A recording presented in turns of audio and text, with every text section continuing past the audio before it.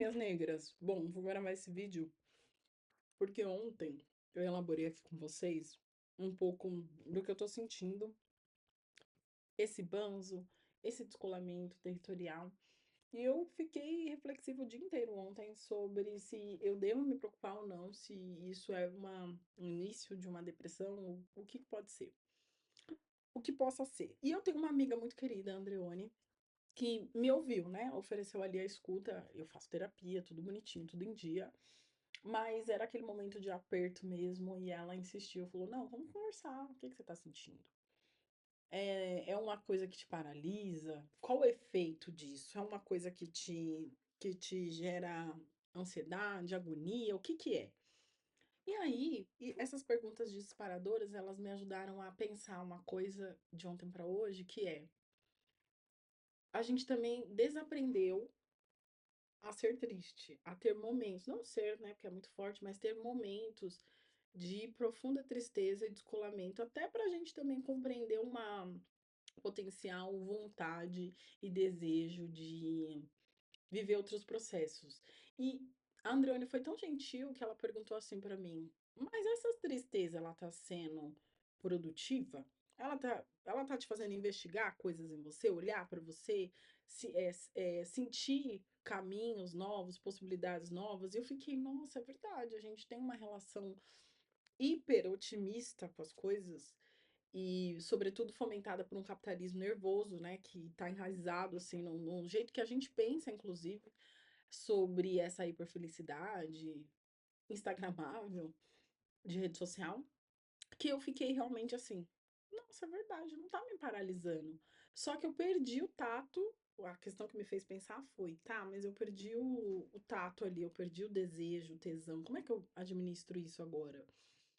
E, obviamente, eu não tenho essa resposta, porque eu comecei a pensar nisso não faz muito tempo, mas eu acho que já me provocou a pensar que esses momentos de queda, eles também são importantes para entender novos caminhos e buscar novas energias solares, como diria a Zenderi, bebendo ali da filosofia africana, que nos faz a refletir como que a gente vai processar a nossa vida daqui para frente, né? Olhando para esse caminho percorrido já, porque essa projeção relacionada a futuro causa uma ansiedade, sobretudo no momento climático que a gente se encontra, e não há nenhum problema em se sentir dessa maneira, uma vez que isso também tem materialidade, né? Existe realmente ali uma situação muito crítica climática que está afetando o nosso cotidiano, no ar que a gente respira, nos pernilongos que estão invadindo cada vez mais as nossas casas, eh, a forma como a gente transita, a forma como a gente tem percebido cada vez mais a ausência de uma separação das. Como que chama, gente? Ali, né? Se tá calor, se tá frio, um dia tá muito quente, um dia tá muito frio, né? Eu pensei em season, que minha cabeça às vezes pensa em inglês também, mas as temporadas, não é temporada, gente, fugiu mesmo. Verão, inverno, primavera, outono, enfim, o quanto que isso tem afetado a nossa subjetividade também, atravessando toda essa questão climática do cotidiano. Mas aí eu lembrei de uma outra conversa que eu tive com a Laís, que foi uma das minhas entrevistadas da minha pesquisa de mestrado, e eu tô reproduzindo isso porque tá lá documentado na minha pesquisa, que ela fala que em dado momento ela foi diagnosticada com melancolia.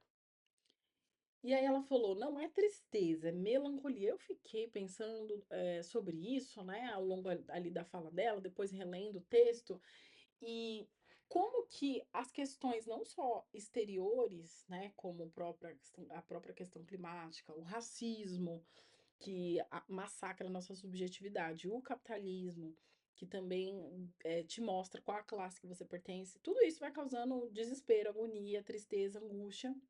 Mas que se você não tiver força, e aí é uma coisa assim relacionada aos Black Panthers, né, referência, ou também o Marighella, enfim, as lutas que o nosso povo produziu ou os próprios quilombos, né, trazidos ali por Beatriz Nascimento, que vai cunhar e vai falar, na verdade ela não cunha, ela observa essa questão da paz quilombola, né? Guerra não é dentro do quilombo, é fora. Então, um paralelo é isso, a guerra não pode ser interna, eu não posso estar em guerra comigo todo dia, né? Tentando resolver coisas muito intrínsecas, porque se eu não estiver bem, como que eu vou ter força e energia para produzir esse caminho de resgate que existe dentro do meu corpo, né? Existe uma memória. E, gente, aí eu posso ir para tantos lugares. Eu posso ir para uma memória da inconsciência, porque o meu corpo, ele também carrega ali uma série de marcas da minha ancestralidade, né? Das pessoas pretas que antecederam a minha própria história. Então, eu tenho pensado sobre isso, vou continuar essa conversa, mas hoje o ponto era a questão da tristeza. E quero saber de você como você se vê triste. E se você se permite a ser triste quando aquilo aparece, né, dentro de você.